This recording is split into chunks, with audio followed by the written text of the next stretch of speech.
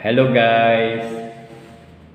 Ito na guys, pag-usapan natin ang tungkol dito sa press freedom. Kasi nag-speech dati si Presidente. So, pick up lang tayo ng mga phrases dito na reaksyon na natin. Dito, sabi niya, President rule, it is to defend press freedom and not to level in destroying or demeaning its practitioner. Kailangan talagang i-defend ang press freedom, even the practitioners. Di kailangan sisirain, demeaning its practitioners. Ito pa, isang paragraph to. I am of the opinion that national interest is better served by a press that is critical. Ulitin ko. I am of the opinion that national interest is better served by a press that is critical rather than a press that is cooperative. Tama ba itong nabasa ko? Nga mas pabor siya sa yung critical media. Yun itong sabihin eh. Now, ito may sentence pa. It must have the untrammeled freedom to do its work.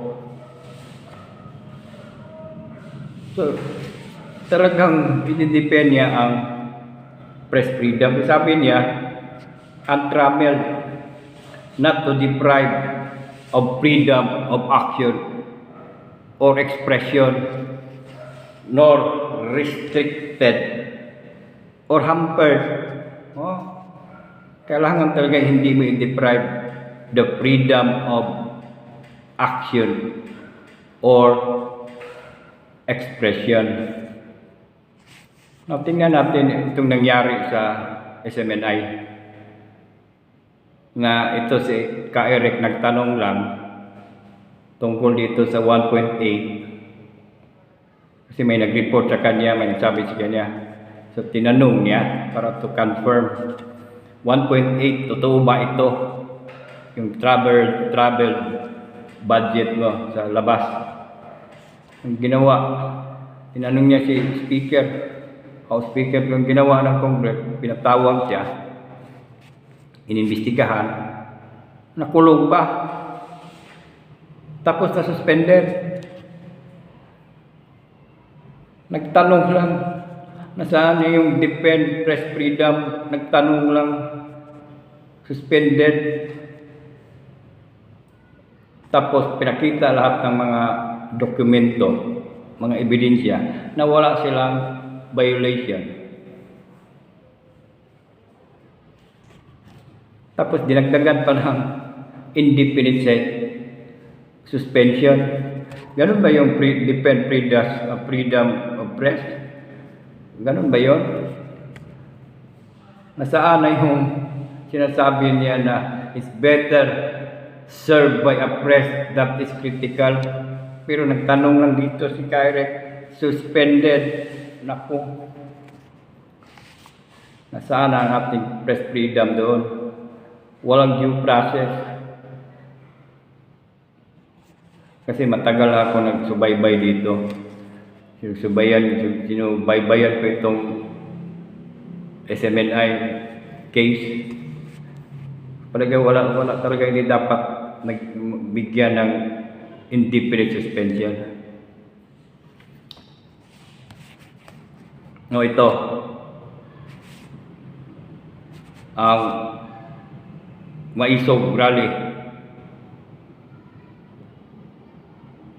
Pinagbawalan lahat ng mga LGU na mag-approve sila ang request na mag-rally sa mga public property. So doon sila lumapit sa mga pribadong lugar Sabi nila, may mga nakabunit, ititreat sila. Ganun ba yun? Ganun ba yun? Pati freedom to assembly, freedom of expression, mawawala na rin. Freedom of the press. Sana yun.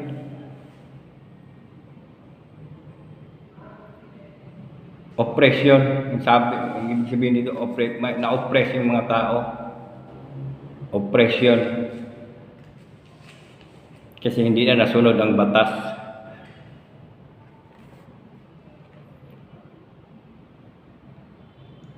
So, ito ring lawmaker,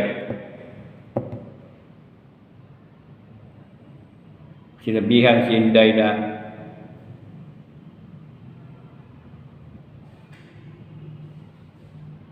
mag-resign kung si Ismag nagsabing bad shot at crossing the red line, ito naman mag-resign. Hindi nga nag-resign ang presidenteng sinabihan ni PRRD na bangag at may issue pa kay Maharlika tungkol sa drug, tungkol sa pulburon. Hindi nga nag-resign. How much more kaya tumawa lang si Inday. Malabo yan mag-resign.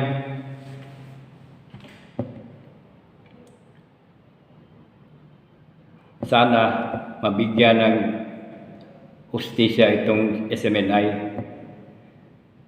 Kung tutusin itong SMNI, number 1 to sa nagtulong sa presidente, tinulungan ng presidente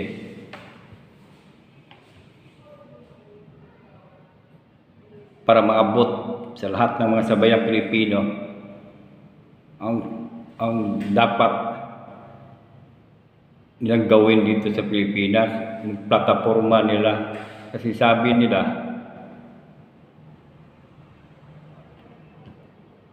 continuity. Pero wala namang nangyari continuity. Tingnan mo sa West Philippines biglang pumanig sa Amerika. Iba yung sinabi niya during campaign at iba naman ngayon yung ginawa niya. Biglang pumanig sa Amerika. Ang Pilipino, tayo mga sambayan ng Pilipino, ayaw ng gera.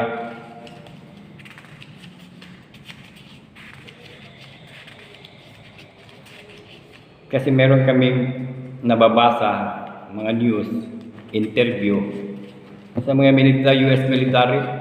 Sabi ng US military, we are prepared for war. Ganun, gira ba talaga? Girahin ba tayo ng China? Sino ba dito ang may mga totoong disinformation? Kasi sabi niya last dito sa sentence, may sentence na sinabi niya, deepen discernment in this age of mass disinformation. O sino ba nagsasalita ng discernment, may disinformation? Ang tingnan mo yung nahuli na droga, bali-bali, yung mga paiba-iba ang mga sinasabi.